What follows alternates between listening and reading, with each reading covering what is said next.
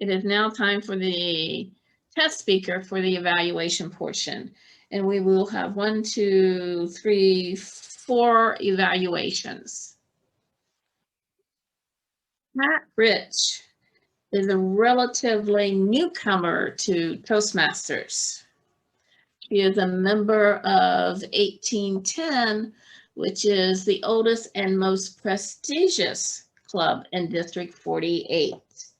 I think it's awesome that she agreed to come here to the Carrollwood Toastmasters, which is the youngest and funnest Toastmasters club in District 48. Hey, Brenda. That is a real estate coach.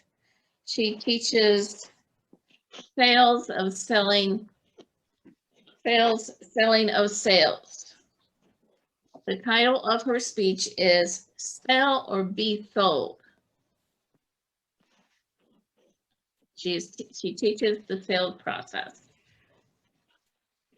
So Ms. Kat, the mic is yours. And Sam, she has 5 to 7 minutes for this process.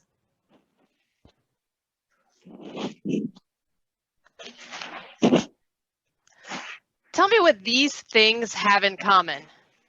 A crying baby, putting on nice clothes for a date, and filling out a job application. Now, what these 3 things have in common is that they are somebody selling themselves. They are trying to persuade and influence the audience.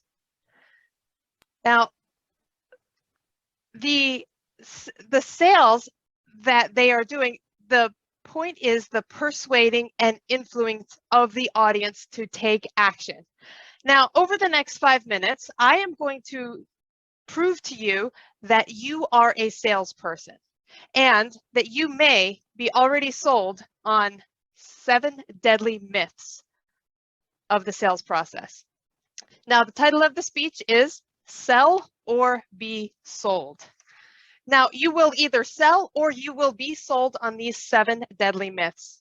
And the 7 deadly myths are the ones that will take away your belief in yourself that you can do this. And I want you to believe, as much as I do, that there is honestly not a person out there who cannot learn sales skills. The first thing that you may be sold on as a deadly myth is that you are not a salesperson. Now, if you think back to that crying baby, that's the baby trying to get the attention, trying to sell itself to the parents to persuade and influence his audience to take action.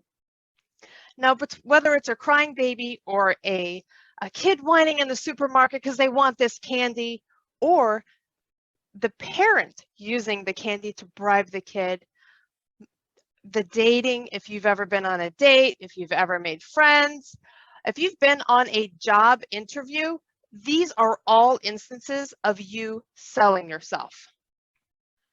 Even in Toastmasters, you sold yourself on this product. You sold yourself that this is the vehicle that will help you be a better speaker. So not being a salesperson is not really founded in anything, because when you wanted to be a better public speaker, you found Toastmasters and you believed in yourself enough to invest into Toastmasters. Now, the second deadly myth that may take you out of your belief as a salesperson is that salespeople are icky or slimy. And again, this is not true at all, because what it comes down to is the intent of the sale. Now, if the intent is what you are trying to do. When we come to sales, we want to serve. We want to help the person that we are talking to. You know, in a beautiful world, in a perfect world, you've got a problem, I've got the solution, we work together, I help you out with the solution, and it's a done deal. You know, unfortunately, not everyone is super trusting, and things have happened along in life. And so people are skeptical for different reasons. And so the intent to serve is the thing that will overcome the icky and slimy and salesy. And if you are feeling that way, it's probably a root cause of something that's going on with you that you are not intending to serve. The third deadly myth of sales is trickery or convincing. You think that sales is trickery. Now, if you think back to maybe your teenage years, or you think about a teenager who is coming home after curfew, the parents catch him or her and they say, oh, you're out past curfew. But then the teenager says, oh, what are you talking about? No, I wasn't. I've been in my room sleeping this whole time. And yes, that may be a sales technique, but that sales technique is called lying. And so that is not exactly really where we're going to go with this, because obviously the intent to serve was not there, and you're not trying to get the attention to persuade and influence your audience to take action other than the believing. The number 4 deadly myth that you may be sold on is that if you have a good product, that they will buy. And unfortunately, that's not the case. Imagine if you went into a clothing store, you're looking for a nice top for an event that you have that evening, and you find the salesperson and they say, hey, can I help you with something? You say, oh, no, I'm just browsing. Okay, they've got a good product, but they're not selling it to you. If they say, hey, what kind of a top can I help you find? A top, are you looking for a top or a bottom? And examples like that, they are actually using their product to adapt to what are you looking for and try to solve your problem. The next one is pushiness. People say that salespeople are pushy, and unfortunately, I think kids are to blame for this, because kids like to push, like to close. No, kids don't do the whole sales process. They go straight to the close. Kids will say, I want dinner. Give me dinner. Give me this candy. I want this. And they go straight for the sale without going through the process. Whereas if a kid would say, hey, Dad, I really like to hang out with you. I'd love to go spend time with you playing catch in the yard. Then will you come out and play with me? That would be more of a sales process than just saying, come play with me. Come out to the yard. So when you hear a salesperson telling you to do something, that is a pushiness, and that's opposite of the sales. The next one is that you are just born with it. And that is correct. You are born being a salesperson, but it's not a genetic talent. It is a skill, such as playing a guitar, learning to drive a car, learning to play a guitar. And these are skills that you can learn and develop. Now, the last one, the seventh deadly myth, is that it's for extroverts only. And the extrovert only actually has nothing to do with sales. Being an extrovert and being an introvert really don't relate to the skills that you have being a salesperson. So that's not even an issue. The things that you do need to have sales, to be a salesperson, and we mentioned this a little bit before, is the intent to serve. Your intent is everything. To be a problem solver, the second thing is to be a problem solver and not a product pusher, as well as finding that belief in yourself. The third one is to have people believe in you with your intent. Now ask yourself, are you sold, or are you selling, or are you being sold? You are a salesperson. Thank you. Fellow Toastmaster and fellow Toastmasters, and especially our speaker, Kat. Thank you for delivering this speech with the enthusiasm that you blessed us with. Your speech was entitled, Sell or Be Sold. I was sold on this speech. Why was I sold? Because I too think it's important to sell yourself. And I liked the clarity in this speech. I liked the outfit that you wore, that it was bright. It got us paying attention to you in the sea of other people that are also competitive. Also, I want to say that you had moderate amounts of vocal variety, and this could have been a monotone speech, but you added enthusiasm and you played parts of the personalities that you described in this speech, such as the baby and the dating scene. You also sounded like an enthusiastic salesperson, which was really good because it was consistent with the theme. I also liked your gestures. You had good eye contact. Although this is going to be limited in Zoom, we can't really tell until we go out in the real world.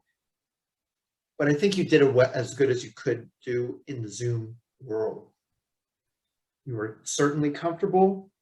And as I had mentioned before, this topic is very interesting to me.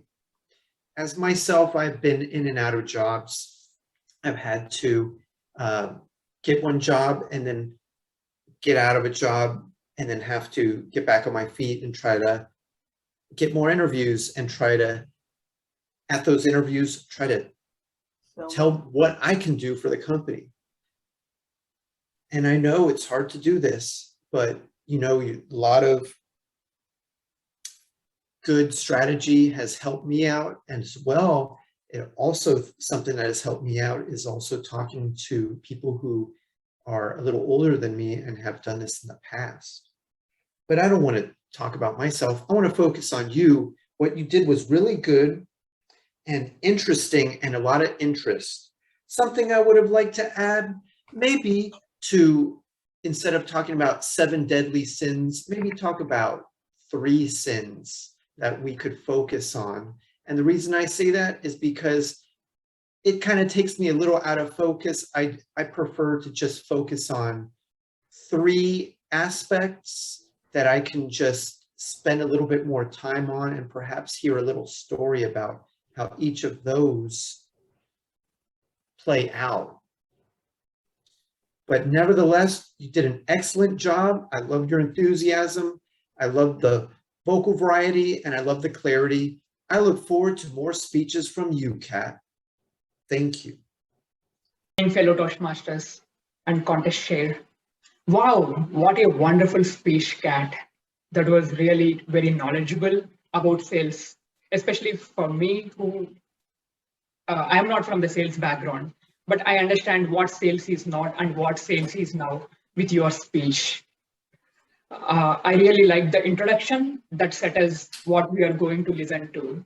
The introduction is really good, crisp, to the point, and gave very detailed information about what your profession is and what you excelled at. And the speech is totally aligned with your introduction also, which adds a lot of value to your speech. The introduction is really good. And one thing is gestures. Wow, that was really great. I see the gestures, which makes me feel that I am also involved whenever you mentioned, like, especially at one point, when you say, like, when you are mentioning the fifth myth regarding the pushiness, the gestures accompanied with your vocal variety. Kids, come play with me. You really excelled at that, gestures and also vocal variety. And at the same time, what I felt there is the area of improvement is too much gestures also. Like throughout the speech, I see gestures. Maybe it would also distract the audience at sometimes if there are too many gestures throughout the speech. But overall, yeah, it is really good. And the other thing that I felt was the content-wise, the prompts that you used to show each and every myth, that was really good. And at the end, yeah, it is difficult to remember total 7 myths. I felt it would be better to show a single paper that lists all the 7 myths so that the audience also will take back some myths at the end. And the other thing is conclusion I felt was a bit abrupt.